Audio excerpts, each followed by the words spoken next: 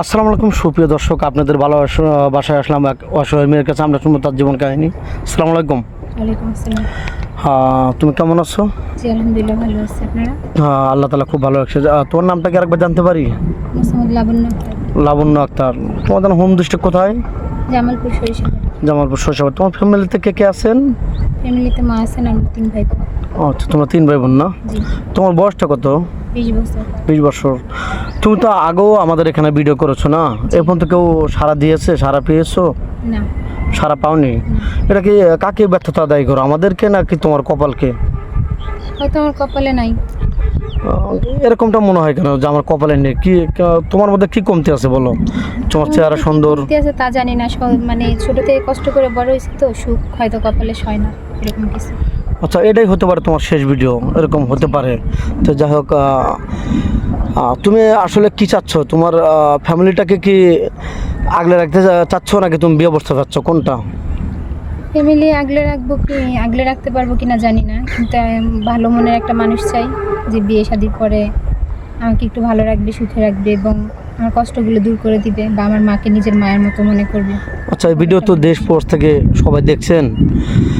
যা কোনো প্রবাসী ভাই তার ওয়াইফ টাকা পয়সা নিয়ে চলে গেছে, তার 2টা সন্তান আছে বা একটা সন্তান, ছোট একটা বাচ্চা আছে, সে তোমাকে বিয়ে করতে চাইলে তুমি কি তাকে গ্রহণ করবে? হ্যাঁ অবশ্যই করবো। আবার ওই ছোট্ট একটা বাচ্চা আছে 5 বছর 3 বছরে, তাকে আবার সে আবার প্রবাসে চলে যাবে, তাকে আবার কোনো অঘটন বা তাকে মারধর করবা, এরকম করবা কিছু না? মায়ের স্নেহ দিবা? মানুষটা ভালো হয়, সঠিক হয়, আমি তার পরিবারকে আগলে রাখবো এবং তার সন্তানকে নিজের সন্তানের মতো মানুষ করবো। ওরে সত্যি তো? জি। যাই হোক, তুমি কি যৌথ ফ্যামিলি পছন্দ করো নাকি সিঙ্গেল ফ্যামিলি? যৌথ ফ্যামিলি। কেন, এরকমটা কেন? আমার ইচ্ছা ছোট থেকেই যে আমি বড় একটা ফ্যামিলিতে বিয়ে শাদী করবো, সেখানে সবাই থাকবে, সবাইকে নিয়ে হাসি ঠাট্টা করে দিন কাটাবে, এই তো। তো যাই হোক, তোমার চেহারা সুন্দর, যৌবন বয়স, তুমি নামাজ কালাম পড়ো, মুসলমান, রাইট তো? মুসলমান তো তুমি না? দেখ, তোমাকে কোনো প্রবাসী ভাই বিয়ে শাদী করে দেশে রেখে গেলাম, তুমি কি ধরো 3 বছর পরে আসবে, তোমার তো একটা চাহিদা আছে, তুমি কি পরকীয়া লিখতে হবে? আল্লাহ না করুক এরকম কিছুই হবে না। করবে না তো? জি না। এখন তো অভাবে আছে দেখে সব কিছু রাজি হচ্ছ, পরে আবার 2 নম্বর করবে না, ধোকাবাজি করবে না তো? সত্যি বলছো? জি। তো যাই হোক, কোনো ভাইয়ের ওয়াইফ থাকা অবস্থায় তোমাকে বিয়ে করতে চাইলে তুমি কি রাজি হবে? যদি তার ওয়াইফের পারমিশন নিয়ে এসে করতে পারে তাহলে কোনো সমস্যা নেই। তুমি চাচ্ছ যে একটা মেয়ে হয়ে আরেকটা মেয়ের জীবন নষ্ট করবে না, এই তো?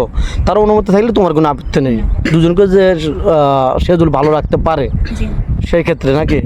যাই হোক, তোমার ভিডিও পাবলিক হচ্ছে, দেশ প্রবাস থেকে দেখছে, তোমাকে কীভাবে পাবেন একটু বলো তো? আমার হাতে কোনো পার্সোনাল ফোন নেই, যোগাযোগ করতে হলে আপনাদের সাথে যোগাযোগ করতে হবে। দর্শক বন্ধু শুনতে পেলেন, মেয়েটা খুবই অসহায়, হতদরিদ্র ফ্যামিলির মেয়ে, তার কোনো বাবা নেই, ছোটোবেলা থেকে কষ্ট করেই বড় হয়েছেন। এখন চাচ্ছে শুধু একটা ভালো একটা মনের মানুষ, যে 2 বেলা 2 মুঠো ভাত খেয়ে পরে তাকে বাঁচা রাখতে পারবে। সে একটা মুসলমান ঘরের সন্তান, নামাজ কালামও পড়ে।